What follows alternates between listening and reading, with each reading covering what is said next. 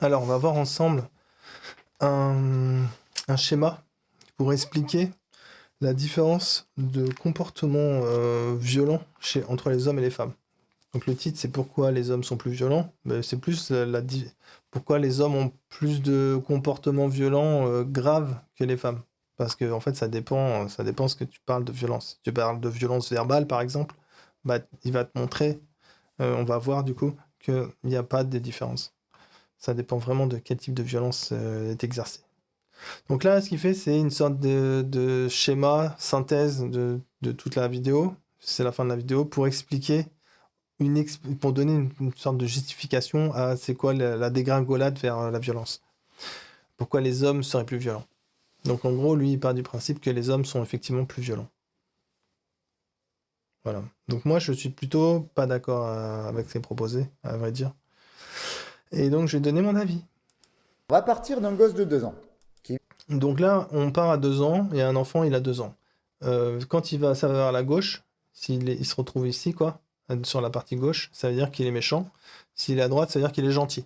Gentil, c'est... En gros, bah, je spoiler un peu, gentil, c'est une fille, hein, puisque c'est pourquoi les hommes sont violents. Voilà, pourquoi les hommes, ils vont être tous antisociaux, en gros. Il vit dans un milieu pauvre.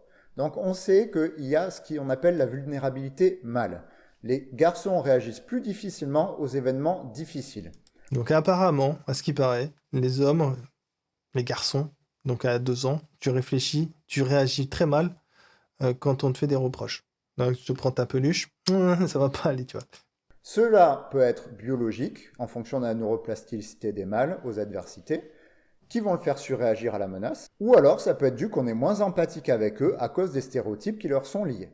Donc apparemment, on a des stéréotypes envers les enfants pauvres de 2 ans, et du coup ça les rend vulnérables, ou alors c'est leur cerveau qui est dégénéré. Bon, ce qui revient un peu au même. C'est toujours un peu du mépris, quoi. Cette vulnérabilité vont faire qu'ils vont être plus énervés dans la cour de récré, ils vont Donc, de ce fait, les enfants de 2 ans qui sont vulnérables vont jouer à des jeux agressifs. donc jouer à des jeux plus violents. Ils trouveront des camarades qui vont aimer ça, peut-être parce que les garçons sont plus stimulés par la compétition, ou peut-être parce qu'ils sont tous vulnérables, mais aussi parce Donc là, ils se retrouvent à l'école, à la récré, à faire des jeux avec d'autres enfants vulnérables, puisque c'est tous des pauvres finalement. Et du coup, c'est peut-être aussi parce qu'ils aiment la compétition. On ne sait pas trop. que les parents les poussent à l'être plus facilement Les par les enfants, sports qu'ils leur d'accord, proposent. les parents, les Les enfants. mecs qui suivent cette voie ne vont pas être stoppés par les maîtresses, Donc la maîtresse et les parents ne réfrènent pas ces jeux agressifs. Ils sont là, vas-y, hein, t'inquiète. alors que les filles, oui. Alors que les filles, oui. Bah, la phrase, comme elle est dite, on a l'impression que les filles elles disent non au jeu agressif, mais je crois que ce qu'ils disent, c'est pas ça, c'est que les filles ne jouent pas aux jeux agressifs.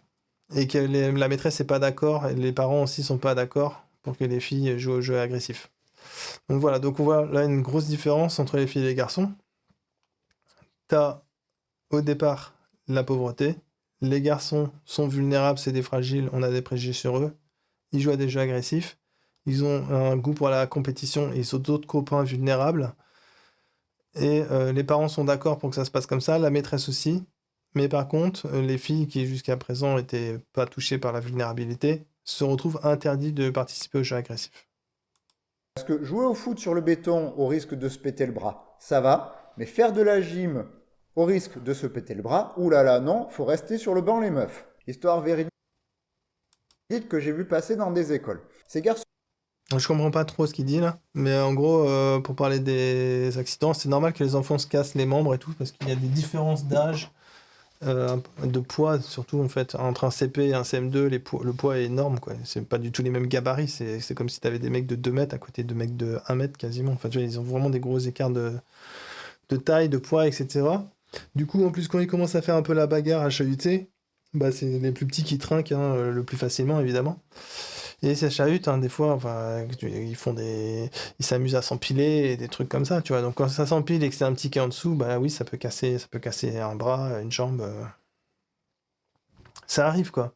Donc les filles aussi peuvent faire des jeux comme ça. C'est juste qu'elles participent moins à ce genre de jeu-là. Sans doute parce qu'elles savent que les garçons si elles ont affaire à des garçons, elles savent que les garçons sont plus forts, tout simplement. Donc, personnes qui aiment le plus tout ça vont alors choisir des jeux, sports, groupes, youtubeurs à suivre qui valorisent le plus cela et ils pourront se créer une identité positive autour de cela. À l'adolescence, il y aura alors plus d'impulsivité. donc là, ici, la validation sociale, l'identification, ça c'est dans la période 12. C'est quoi ça? À partir des préadolescents, on va dire. Les préadolescents, quand tu commences à créer des groupes sociaux qui sont extérieurs à ta famille. Donc quand tu es enfant, on va dire jusqu'à 10 ans, tu es que avec ta papa-maman, il n'y a que ça qui existe. Et puis après, à partir de 8 ans, on va dire, et plus, tu commences à aller traîner avec tes copines. Et du coup, tu commences à te référer à tes copines et plus vraiment à ce que pensent tes parents, tu vois. Ça a moins d'importance. Et puis, ça va augmenter, évidemment, jusqu'à l'autonomie, hein, c'est ça le but. Du coup, c'est complètement normal que les enfants cherchent à avoir une validation sociale de leurs copains et qui cherchent des youtubeurs qui font des trucs comme eux, etc. Soit en partie parce que le développement cérébral des mâles est plus lent que chez les filles. Bon, encore une fois, on voit que les femmes sont supérieures aux hommes, hein. Là, c'est carrément le cerveau des filles est développé mieux, plus rapidement, apparemment. Plus rapidement. Tu sais, ça va un peu avec les filles, elles peuvent faire deux trucs à la fois, les garçons, ils peuvent pas, tu sais. Ça va avec ça. Ça au niveau des parties frontales qui sont censées Bah oui, inhiber oui, ton oui. comportement. L'inhibition du comportement, les femmes, les jeunes filles, elles sont inhibées au niveau du comportement bien plus tôt grâce à leur développement de lobes frontaux. Ou soit aussi en partie parce qu'on ne les a jamais éduqués correctement à travailler certaines zones du cerveau. Par D'accord, carrément. Donc là, les pauvres n'ont pas reçu l'éducation qui leur a permis de développer le cerveau, en fait. l'apprentissage des émotions ou l'inhibition du comportement. Puis une fois l'identité bien établie, la machine s'emballe. Donc une fois l'identité bien établie, donc ça c'est post-adolescence, c'est genre à partir de 15-16 ans que les enfants commencent à vraiment s'identifier à quelque chose. Peut-être un peu plus, je sais pas, on va dire 16 ans, ouais. Identification bien établie, la machine s'emballe. Mais là, il y a carrément quand même, je trouve que c'était sexiste là ce qui a été dit. Et sexiste parce que voilà, il y a une grosse différenciation homme-femme. Et aussi un mépris de classe aussi, avec les enfants qui sont dans la pauvreté, qui ne développent pas leur cerveau correctement. C'est pas mal. Parce que les hommes les plus fragiles sur leur identité qu'on a vu dans certaines études font que plus on va les remettre en question, plus ils s'enfoncent dans des milieux qui leur disent que c'est d'être un mec, ce qui D'accord, donc là, il y a encore un renforcement des comportements transgressifs dans certains groupes. empire la violence si la société et les gens qui le fréquentent lui disent que pour être un mec, faut être violent. Donc la société et les gens qui fréquentent leur disent que c'est bien d'être violent. Ok. Fragilité de l'ego qui peut venir Et tout ça vient de la fragilité, hein, finalement. des stéréotypes, comme peut-être d'un développement hormonal ado qui pousserait vers la domination. Bon, pour l'instant, Un développement hormonal adolescent qui pousse vers la domination. on ne sait pas quel système biologique le ferait chez les humains, mais pourquoi pas. Et là, déjà, Ouais, pourquoi pas, ouais. tu as une bonne base qui est prête à empirer vers la violence en fonction des situations dynamiques de la vie de la personne. En fonction des situations dynamiques de la vie de la personne. Bref, on part de petites différences biologiques ou psychologiques qui vont venir progressivement construire une grosse différence en fonction de comment la société va guider les individus. En fonction de comment la société va guider les individus. Alors ça, c'est le deuxième point où je suis à peu près d'accord. En fonction de comment la société va guider les individus. Je pense que je suis pas d'accord avec ce qu'il dit, mais que j'en trouve un peu de sens dans ce qu'il dit, quand même. Je vais expliquer ça après. Donc là, c'est dommage, parce que ce schéma-là, il le montre, mais il le traduit pas. Il part du principe qu'on parle tous anglais et qu'on va tous pouvoir lire ça. C'est un peu dommage pour faire de la vulgarisation. Et c'est comme ça, par exemple, que l'on explique que certains troubles de la personnalité se développent plus ou moins selon les cultures, selon les pays et selon les types d'éducation. Certains troubles de la personnalité se développent plus ou moins selon la culture, etc., quoi, selon le pays. Bah, ça, franchement, c'est un peu chaud, je pense, de faire de la... En fait, ça rejoint de l'éducation comparée, ouais. C'est-à-dire quand tu compares les systèmes éducatifs, c'est pas forcément bien à faire parce que justement, il y a trop de différences entre les. C'est trop complexe en fait. Parce que depuis le départ, il n'y a pas la même emprise sur les individus, il n'y a pas les mêmes influences, il n'y a pas les mêmes cultures, il y a trop de variations. En gros, c'est comme si tu disais que. Si tu dis que ça marche pareil dans tous les pays, finalement, que tu peux faire une synthèse de tous les pays direct, c'est comme si tu disais que l'huile et l'eau, c'est la même chose parce que c'est un liquide. Voilà. Donc en gros, normalement, la conclusion des études qui ont été faites en éducation comparée, c'est qu'on ne peut pas vraiment comparer. C'est pas une blague, hein. C'est ce qu'il faut avoir compris, hein, si tu as fait de l'éducation comparée. Dans les troubles de la personnalité, narcissique et antisocial, qu'on retrouve plus chez les hommes. Maintenant, Narcissique et antisocial. Alors narcissique, c'est quand tu... tout le monde a du narcissisme, mais quand on dit quelqu'un est narcissique, ça veut dire qu'il ne pense qu'à lui. C'est antipathique. Non, c'est pas antipathique. Qu'est-ce que je dis moi? C'est pas quelqu'un qui n'est pas capable de comprendre de l'empathie. Donc c'est quelqu'un qui peut comprendre une empathie qu'il voit deux personnes et il lui dit ah là il y a une empathie qui circule d'une personne à l'autre. Mais quelqu'un de narcissique n'a d'intérêt que pour lui. C'est quelqu'un qui peut être marié, avoir des enfants, mais en fait il s'en bat les couilles. C'est juste un outil quoi. C'est-à-dire les gens sont des outils pour cette personne. Et du coup, tout ce qui l'intéresse, c'est lui. C'est une personne narcissique, ça. Donc, peu importe ce qu'elle fait, qu'elle ait une vie normale ou qu'elle soit un tueur en série, il n'y a pas de variation, en fait. Ce sera toujours elle qui l'intéresse. Et antisocial, normalement, antisocial, c'est que tu n'aimes pas... Tu es contre le fait vivre en société, quoi. C'est marginal. Voilà. C'est pas parce que... C'est pas... Enfin, je sais pas, c'est un peu bizarre ce qu'il dit, quoi. est-ce que c'est ce modèle ou ce type de modèle qui peut être appliqué sur la différence homme-femme sur la violence? Donc la différence homme-femme sur la violence, là en fait il pose la question pour finir. Est-ce que ce qu'il vient de présenter, ça répond à ce schéma? Est-ce que le schéma qu'on vient de voir, donc il nous a montré, ça peut répondre aux différences qu'on observe ici? Alors pour moi, pour répondre à la différence qu'on observe ici, il n'y a qu'un seul truc à dire. C'est dysmorphisme sexuel. Voilà. C'est la seule notion à prendre en compte. Et ça explique tout pour moi. Il n'y a pas de ouais, c'est impulsif, c'est narcissique, c'est machin truc, là, c'est non. Le dysmorphisme sexuel, c'est la seule différence.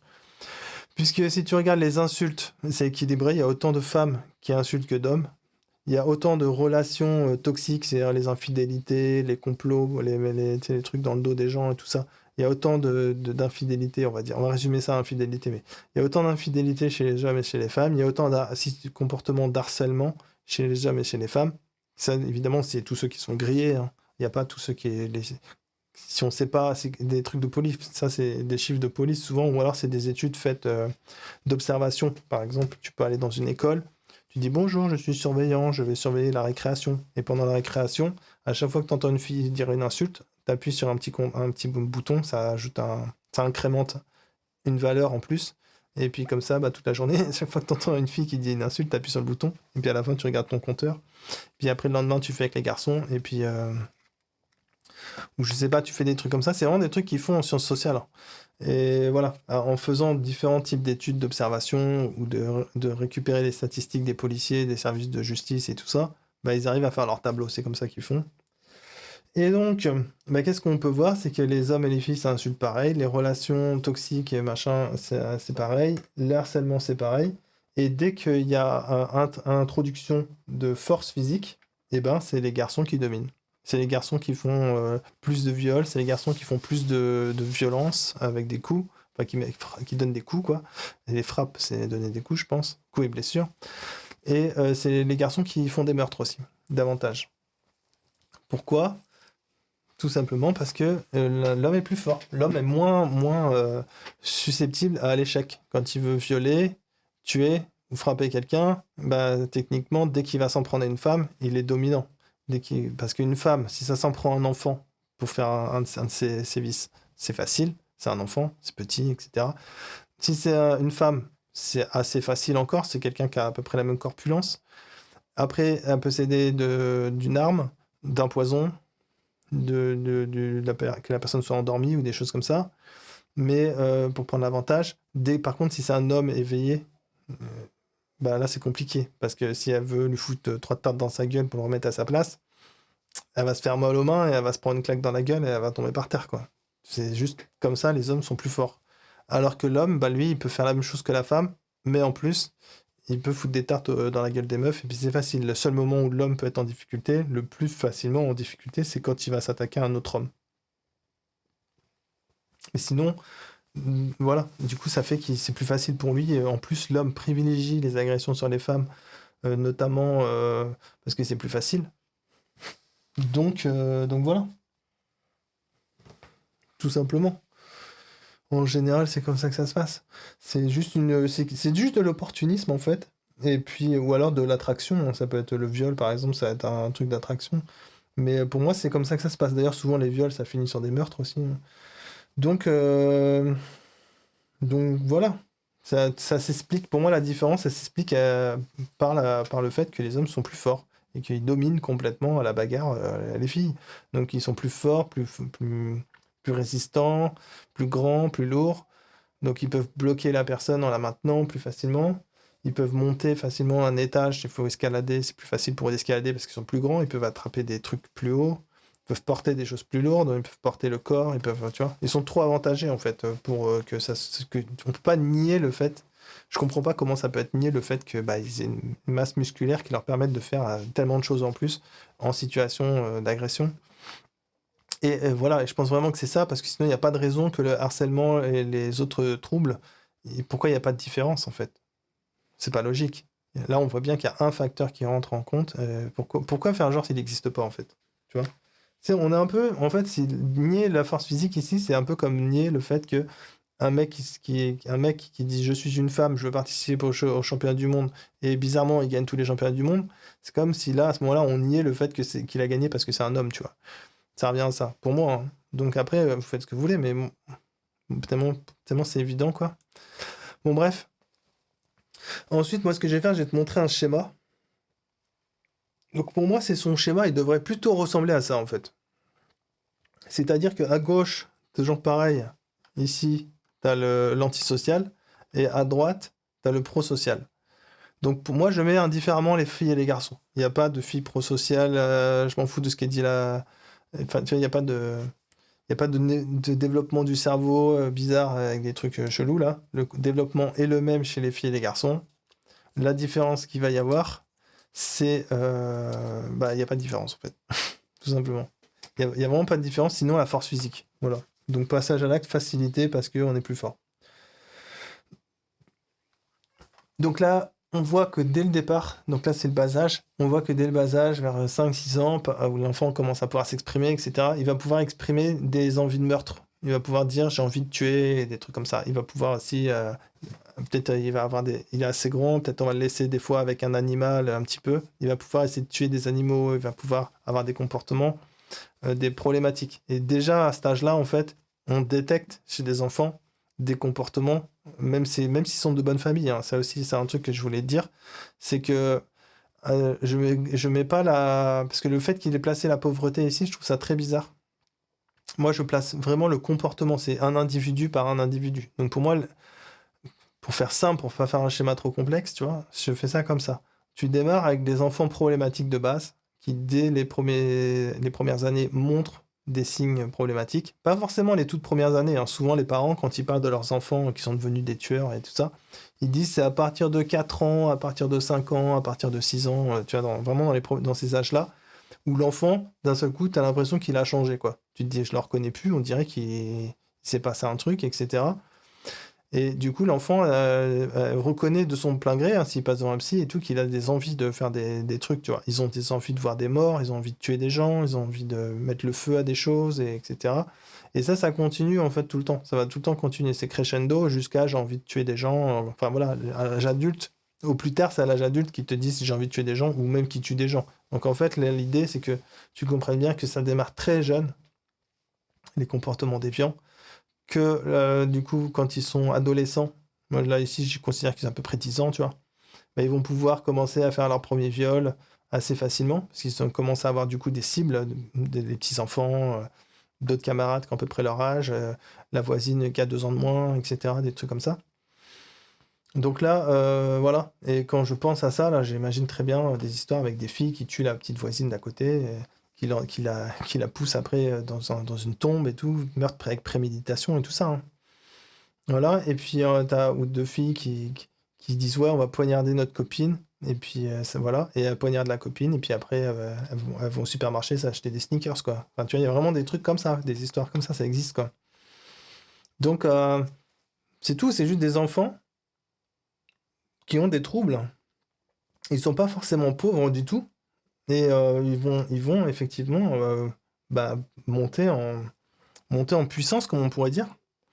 Mais la montée en puissance, elle est surtout temporisée par l'environnement, en fait.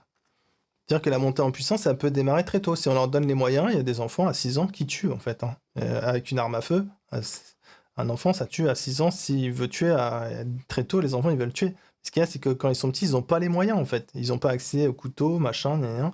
Quand ils sont plus grands, ça commence. On leur commence à les autoriser à accéder à des couteaux, des choses comme ça. Justement, c'est pour ça que je te disais, bah, meurtre avec couteau, deux petites filles qui tuent leur copine, par exemple. Et puis après, quand ils grandissent, bah, pareil, quoi, ils ont vraiment leur force physique. Là, ils ont plus de 18 ans, ils ont la voiture, ils peuvent se déplacer, voyager dans les pays, traverser les frontières, etc. Donc là, ils peuvent partir en rampage, quoi. Et du coup, c'est comme ça que ça se passe. Pour moi, il y a vraiment une personnalité de naissance qui est déviante. Et c'est très peu l'influence du comportement de l'environnement. En fait, quand tu grandis, on va dire, dans un environnement déviant, où c'est, on va dire, des pauvres, des gens qui se droguent, des gens qui sont à la prostitution, des trucs comme ça, bah, c'est plus souvent une victime, en fait, que devenir un agresseur. Ou au moins, ou alors si tu deviens un agresseur, bah, c'est peut-être que tu as déjà la souche, en fait, d'être un agresseur, et que t'as juste grandi dans un environnement extrêmement toxique où tu as toi-même été agressé. Mais on n'a pas de certitude, là, pour le coup, de dire que c'est vraiment l'environnement de l'agresseur, l'environnement malsain, avec les parents peu éduqués, etc., qui va faire que l'enfant va devenir comme quoi, en fait, son schéma, pour moi, il n'a pas de sens parce qu'il n'y a rien qui valide ça, en fait. Là, il essaye de valider ça en disant, regarde, c'est des pauvres, ils deviennent méchants en jouant à des jeux, en jouant au foot en écoutant des youtubeurs nuls. Mais en fait, ça n'a pas de sens. Ça n'a pas de sens, ça correspond pas à ce qu'on voit, en fait. Ce qu'on voit, c'est juste qu'il y a des enfants qui ont un profil de base de méchants et ils vont monter, ils vont escalader, mais il y a aussi le fait qu'il ne faut pas non plus mettre tout le monde dans le même panier. C'est pas parce qu'il y a des enfants qui sont des psychopathes de naissance et qui vont partir en mode tuer des gens que d'autres qui sont des psychopathes depuis la naissance qui vont pas rester tout à fait normal et progresser et faire progresser la société, etc. C'est pas une condamnation d'être un psychopathe. T'es pas psychopathe, t'es pas destiné à vouloir tuer des gens, ça n'a rien à voir. Mais voilà. Donc c'est moi pour te montrer, donc c'était juste mettre l'accent sur le fait que le schéma qu'il propose est un non-sens, je trouve. Après voilà, hein, c'est juste une réponse comme ça parce que je me disais, bah ça peut être sympa. Donc donne-moi ton avis, donne-moi ton avis si tu veux en commentaire, y a pas de souci. Ciao.